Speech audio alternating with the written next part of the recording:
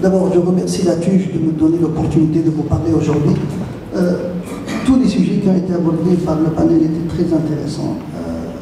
Je rebondis sur ce que vous avez dit, la sortie en euros, qui plus ou moins est la même qu'une sortie en dollars avec un cross-currency. La peur était que les marchés en dollars étaient beaucoup plus liquides que les marchés euros. C'est vrai qu'aujourd'hui, la Tunisie a pu quand même lever ce montant-là avec beaucoup plus d'appétit du marché international pour acheter la dette tunisienne. Le timing n'est pas mauvais aussi si on compare avec le bond qu'on a fait l'année d'avant. Donc, moi je pense que ce n'est pas une mission facile. Vendre la Tunisie aujourd'hui avec les contraintes politiques, avec l'incertitude dans une année d'élection, avec tous les fondamentaux qu'on connaît, il y a de l'amélioration. Ce n'était pas facile de trouver des investisseurs à l'écoute, et monsieur le gouverneur était avec toute une équipe de la Banque centrale, Sébastien, le Khayenne et d'autres personnes. Et le ministère des Finances aussi, ce n'était pas facile de vendre la Tunisie, mais moi ce que je dis, la révolution nous a aidés dans beaucoup de choses. Cette ère démocratique a permis à la Tunisie de se présenter comme un pays qui veut grimper le monde développé des pays développés démocratiques, mais n'a pas encore les moyens. Et donc il y a beaucoup de pays qui sont à l'écoute. Il y a les bailleurs de fonds, le FMI, la Banque mondiale. Le FMI, dans les jours d'avant que je connais, n'aurait jamais prêté à aller avec la Tunisie avec une extrême facilité, avec ses fondamentaux. Okay, avec du 10% du PIB déficit budgétaire, on connaît le déficit du compte courant, mais on sait que derrière, il y a une vision. Il y a un willingness d'améliorer ces fondamentaux, qui est très important. Il y a un plan, il y a une stratégie, et il y a surtout des compétences et des talents autour de la table qui veulent faire des choses. Donc ça c'est important, et je pense que c'est le plus important. Moi, dans mon intervention, je parlais de 3 sujets ou 3 réflexions. L'une, c'est les matières premières, et la couverture de risque de matières premières, un petit peu la politique de change, et finalement, je voudrais aussi parler du paysage bancaire, c'est ça, Sinoldine, et les banques aujourd'hui. Pour parler de la couverture, et je reviens au sujet de ce forum, qui est la stabilité macroéconomique et stabilité du budget d'État. Alors, l'une des problématiques qui a aggravé la situation du budget d'État est les subventions. Un grand montant du budget d'État est alloué à la subvention. Quand on voit un peu plus de près ce montant de subvention, on voit que le plus gros, c'est les subventions des matières premières et en particulier du pétrole. Alors vous savez que le pétrole qui varie en termes de volatilité entre moins 100% à plus 61%, c'est l'une des matières premières les plus volatiles. Et cette volatilité-là entraîne généralement un sentiment accru d'incertitude qui fausse les prévisions du budget de l'État. Dans cette conjoncture internationale, le gouvernement fait face à d'autres défis internes. Alors, la demande énergétique a augmenté d'un taux de 5% à 11% sur une année. La production du pétrole et du gaz naturel ont diminué de 15% et 5% en 2017. La Tunisie, la dépendance énergétique de la Tunisie a atteint 49%. Le poids de la subvention des produits énergétiques a atteint 3% du PIB, mettant une pression forte sur le compte courant et le déficit fiscal. Alors, je donne des chiffres pour l'audience. Les subventions consacrées au secteur de l'énergie, entendez bien, sont passées successivement de 550 millions de dinars en 2010 à 1,5 milliard de dinars en 2011, à un pic historique en 2013 de 3,7 milliards de dinars. Vous réalisez 3,7 milliards de dinars de déficit, de subventions juste pour les énergies. Pour l'année 2018, il a atteint 2,7 milliards de dinars. En 2010, le déficit budgétaire était de 650 millions de dinars, qui représente 1% du PIB. En 2018, il s'est élevé à 5,2 milliards de dinars. C'est énorme. Qu'est-ce qu'on doit faire? On élimine la subvention et ça va être la révolution de nouveau. C'est clair. Qu'est-ce qu'on doit faire alors? Ou bien on subit, ou bien on essaie d'optimiser. Et c'est le plus important. Alors je donne encore quelques chiffres.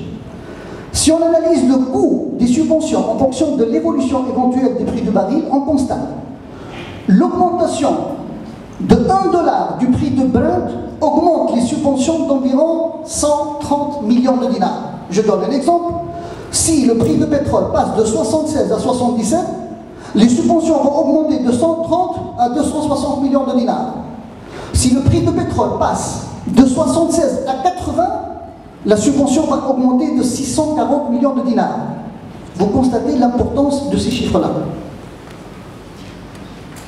Il y a une autre donnée qui encore aggrave la situation, le taux de change. Le taux de change qui était de 2,6 dollars contre dinar. Alors, entendez bien, l'augmentation du taux de change de 0,1, on appelle nous dans le jargon des traders des 10 big figures, quand le taux de change passe de 2,6 à 2,7, les subventions augmentent de 370 millions de dinars. Alors l'impact de 0,1 sur le taux de change est plus important que l'impact de 1 dollar. C'est presque l'équivalent de 2,5 dollars d'impact sur les prix de pétrole. À partir de là, on constate qu'il y a quelque chose d'important qu'on doit réaliser.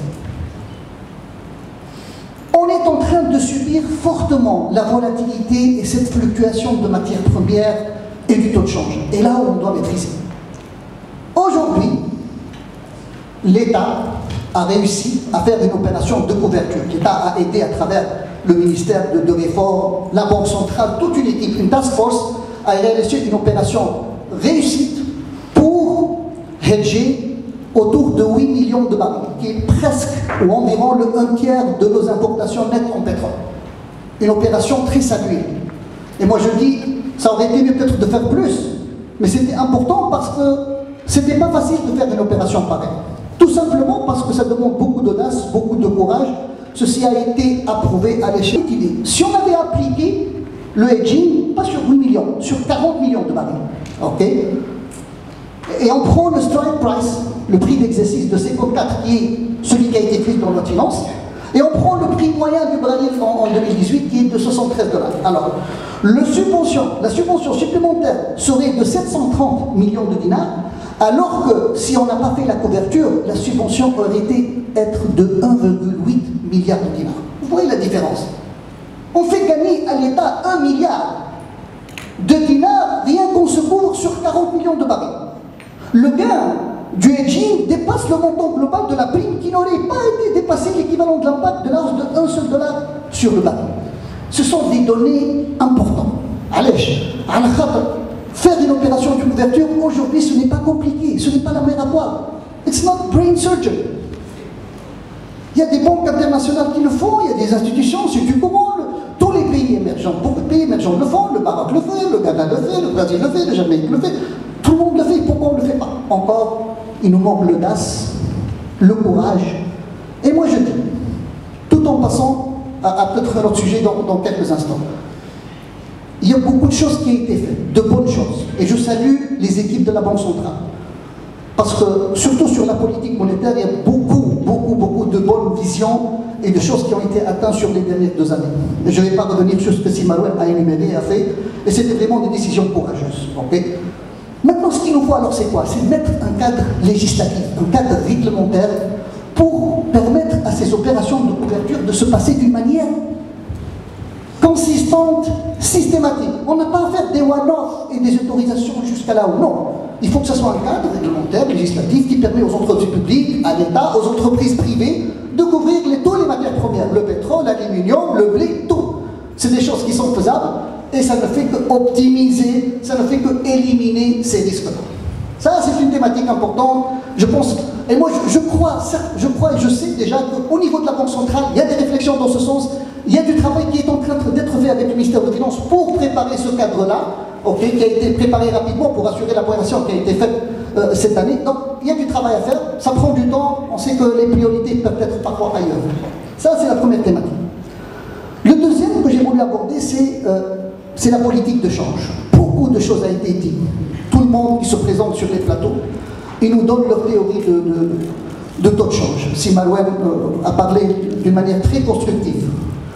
Quand tu as des réserves qui baissent à 60 jours, et quand tu es sous programme du FMI, tu n'as pas le choix. Avec un déficit commercial qui ne s'arrête pas, qui ne fait que grimper et s'aggraver. ok? Et c'est quoi ce déficit commercial? C'est des gens qui importent left, right and center, des choses qui peuvent ne pas être très importantes pour l'économie.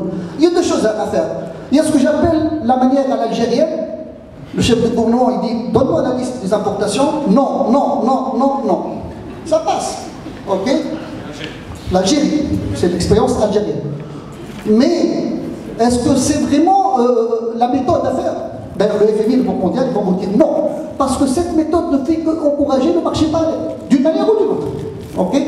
Tu crées un autre marché à côté, qui est plus cher.